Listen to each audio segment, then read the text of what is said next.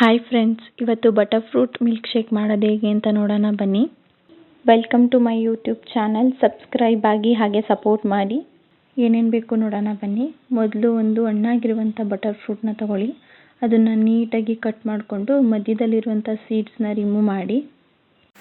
ಒಂದು ಪೂರ್ತಿ butter fruit ಹಣ್ಣನ್ನು ತಗೊಂಡಿದ್ದೀವಿ.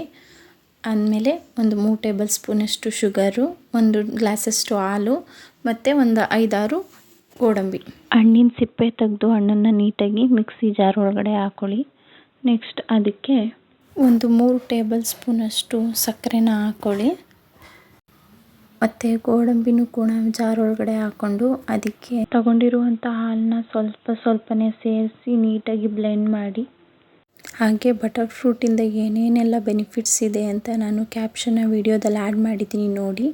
ಹಾಗೆ ಬ್ಲೆಂಡ್ ಮಾಡಿದ್ಮೇಲೆ ಒಂದು ಗ್ಲಾಸ್ಗೆ ಸರ್ವ್ ಮಾಡಿಕೊಂಡು ನಿಮ್ಗೆ ಯಾವ ಡ್ರೈ ಫ್ರೂಟ್ಸ್ ಬೇಕೋ ಅದರಲ್ಲಿ ಡೆಕೋರೇಟ್ ಮಾಡಿಕೊಂಡು ಸರ್ವ್ ಮಾಡ್ಕೊಳ್ಳಿ. ಹಾಗೆ ಇದು ತುಂಬಾ ಟೇಸ್ಟಾಗಿರುತ್ತೆ ಮತ್ತು ಇದರಿಂದ ತುಂಬಾ ಹೆಲ್ತ್ಗೆ ಬೆನಿಫಿಟ್ಸ್ಗಳಿದೆ.